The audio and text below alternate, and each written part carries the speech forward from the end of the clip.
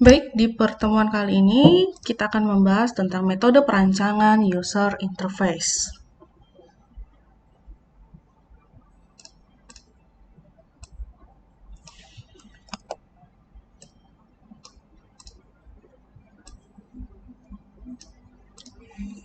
Nah,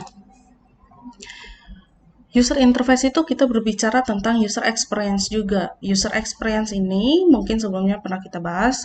Jadi, user experience adalah pengalaman pengguna dalam proses interaksi dengan aplikasi atau perangkat lunak untuk memberikan kemudahan bagi penggunanya.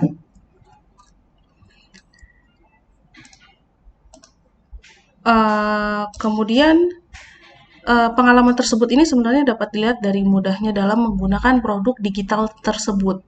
Simpelnya misalnya teman-teman nih, biasanya kalau misalnya menggunakan aplikasi Shopee, di bagian pembayaran langsung kita copy virtual account-nya, kita bayar pakai aplikasi mobile banking, kemudian langsung ke checkout sendiri otomatis.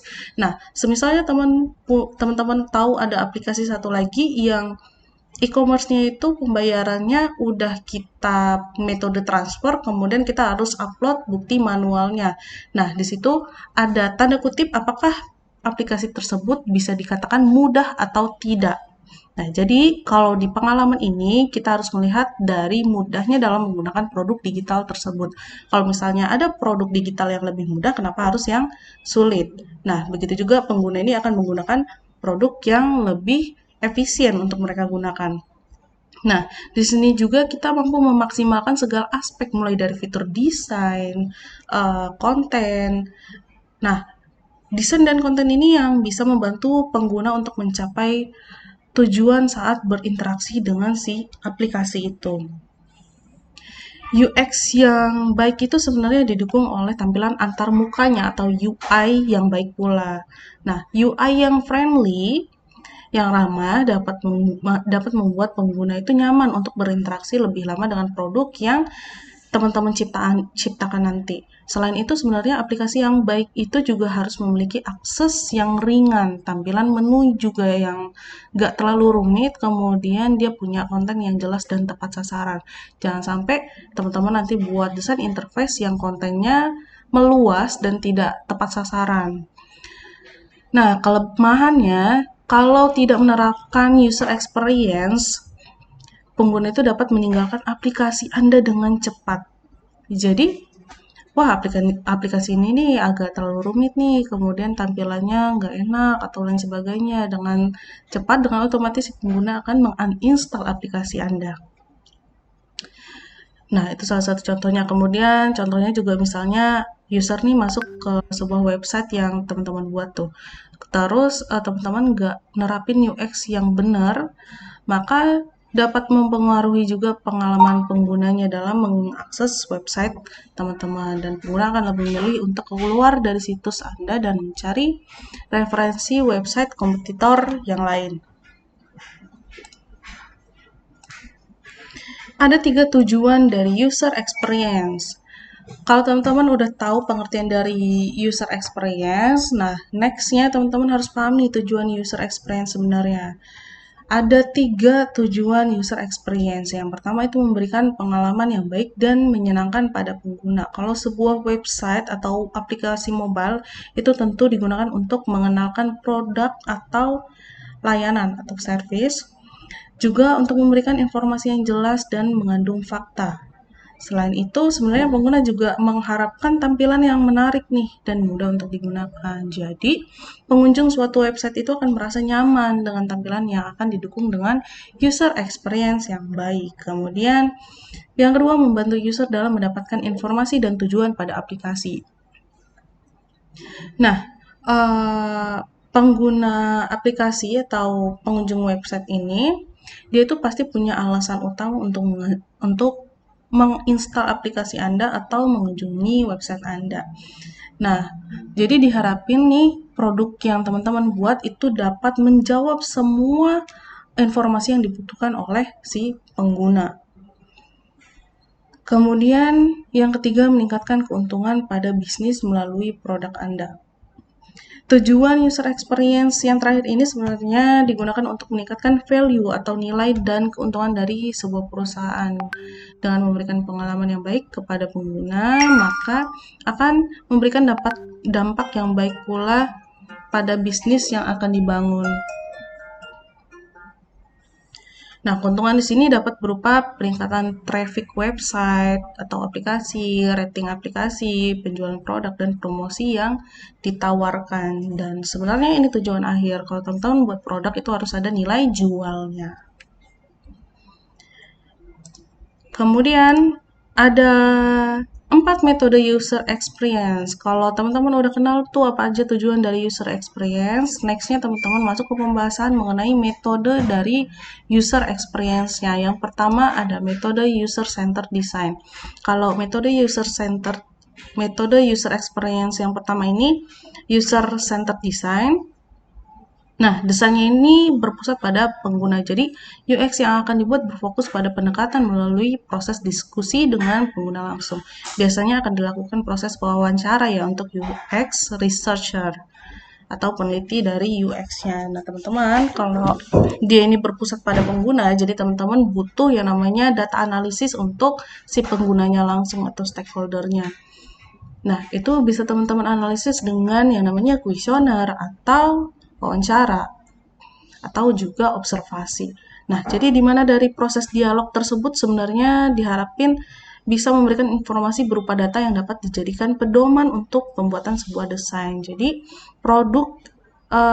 desain awal produknya itu akan dibuat lebih fokus pada masukan atau saran yang diberikan oleh beberapa user yang telah diwawancarai. Kemudian yang kedua, activity center design. Kalau activity center design ini dia berpusat pada aktivitasnya, di mana segala fokus untuk pembuatan desain aplikasi ini tergantung dari aktivitas pada organisasi atau perusahaan yang akan digunakan. Jadi di mana setiap perusahaan ini memiliki beberapa sistem kerja yang beda-beda. Kalau aktivitas ini menjadi sebuah tugas, tindakan, dan operasi. Nah, ketiga jenis aktivitas ini akan membantu teman-teman untuk membuat struktur UX design yang baik dan sesuai dengan produk yang akan dibuat. Nah, kemudian yang ketiga di sini ada keep it simple, buat sesederhana mungkin. Maksudnya di sini, kalau ngebuat desain itu yang terpenting adalah sederhana dan tidak mengandung unsur kerumitan di setiap elemennya. Kalau di metode ini sebenarnya mengutamakan pembuatan desain yang sederhana ya, yang tadi sudah disebutkan, tapi punya tampilan yang baik, serta mendukung pengalaman pengguna yang efektif. Jangan sampai misalnya teman-teman buat desain interface yang biasanya orang-orang itu pesennya pakai klik, tahu-tahu teman-teman buatnya harus geser di setiap step by step-nya. Nah, itu adalah kebiasaan yang jauh dari pengguna lakukan, tapi teman-teman lakuin di desain interface-nya teman-teman, artinya tidak sederhana. Kemudian yang keempat ada goal direction design. Nah, metode terakhir ini diterapkan pada pembuatan user experience atau goal direct design yang menjadi fokus utamanya. Nah, dari pengertian ini sebenarnya disimpulin bahwa metode ini dapat dimulai dengan wawancara tadi, kemudian data itu diolah langsung ke dalam sebuah desain aplikasi. Jadi, dia punya goal direct-nya, arah tujuannya.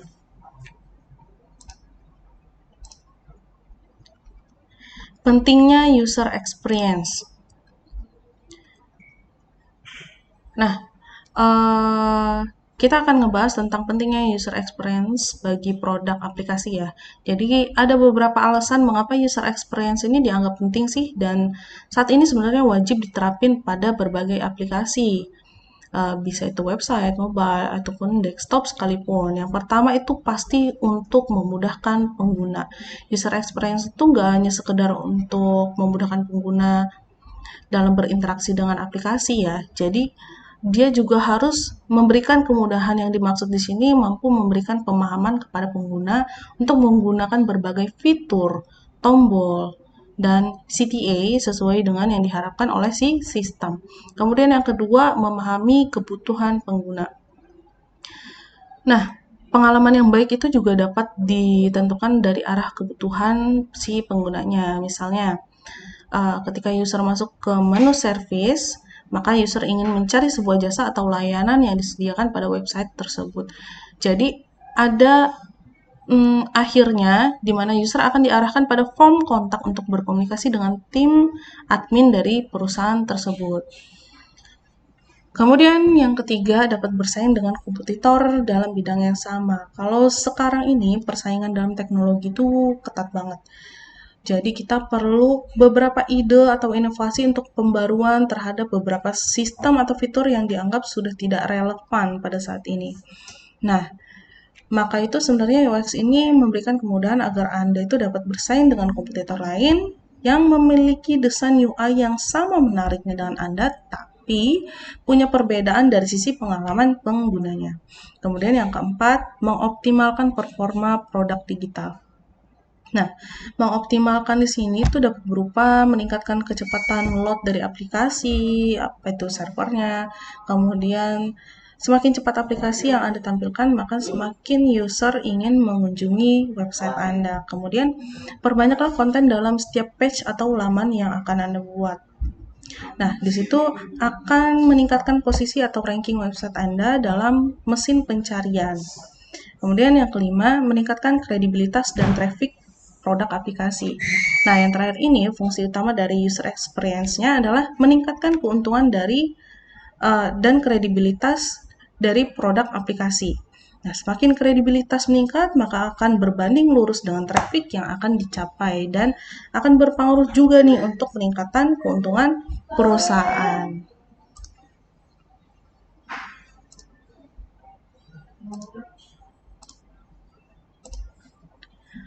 Oke, kita coba masuk ke Figma lagi, kita lanjutin yang kemarin.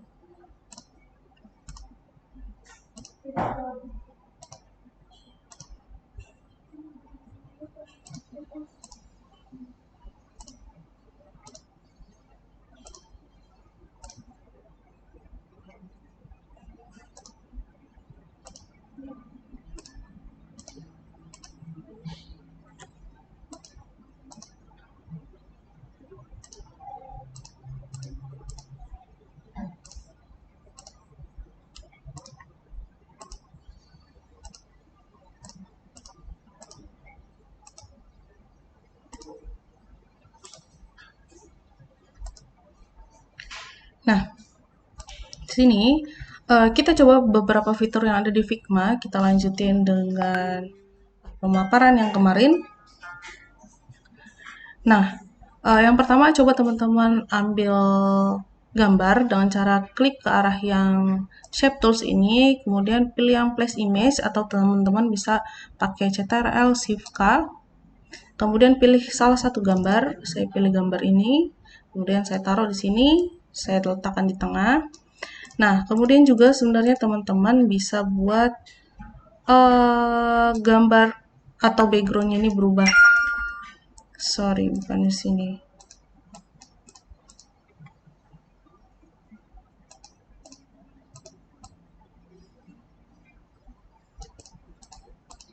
Kita coba hapus dulu. Nah, di sini di layoutnya ini kita mau coba ubah fill-nya. Nah, di sini di sebelah kanan ada tulisan fill. Kalau kode warna FFFFF itu F-nya 6 kali, itu artinya warnanya putih. Kita mau ganti dengan nuansa warna backgroundnya itu yang berbeda. Kita coba klik di bagian sebelah kirinya ini aja yang warnanya putih, kita ganti dengan warna yang lain. Misalnya saya mau warnanya yang kayak gini. Kemudian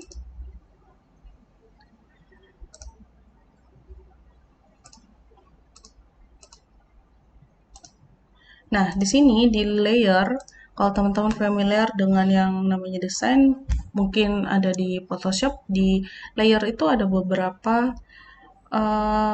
pilihan untuk transparansi dari warna atau gambarnya sendiri. Di sini ada darken, multiply, kemudian ada color burn, ada lighting, ada screen, color dodge, overlay, soft light, dan lain sebagainya. Kalau misalnya overlay, dia lebih nyatu untuk warna dengan di belakangnya.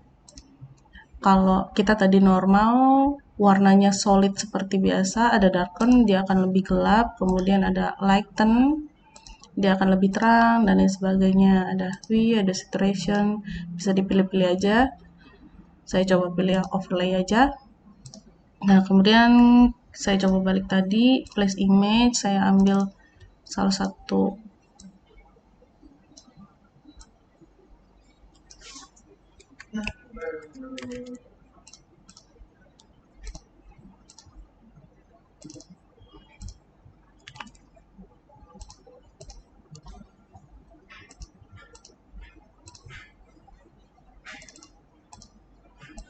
Nah, saya taruh di tengah sini.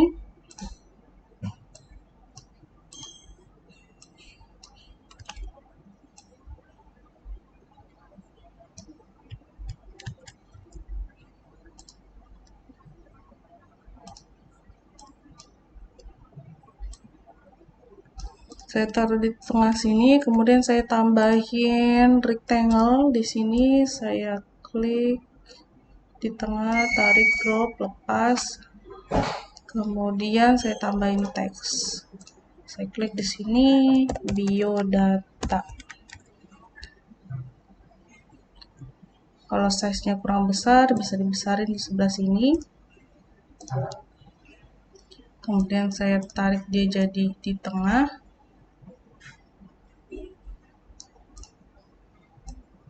Kemudian kalau misalnya mau di copy paste bisa.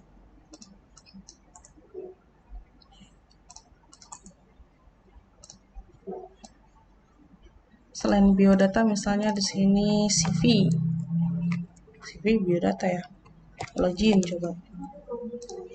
Kemudian saya taruh di titik tengah. Nah, kira-kira tampilan dari desain interface Instagram Story ini ukurannya Instagram Story ya, salah pilih, nggak apa sih, nggak masalah. Nah, kira-kira coba teman-teman buat aja survei sendiri bagaimana untuk menggunakan si Figma ini. Jadi yang pertama tadi kita coba untuk ngambil gambar dari komputer kita, itu bisa kita letakin ke Figma sini bisa. Kemudian kita coba simulasi untuk membuat sebuah button, itu bisa. Tinggal tambahin rectangle, kemudian taruh letakkan teksnya mau dibuat apa, diketikin aja, taruh di tengah di si rectangle tuh. Kemudian mau buat beberapa button juga bisa. Sekian dari saya, terima kasih.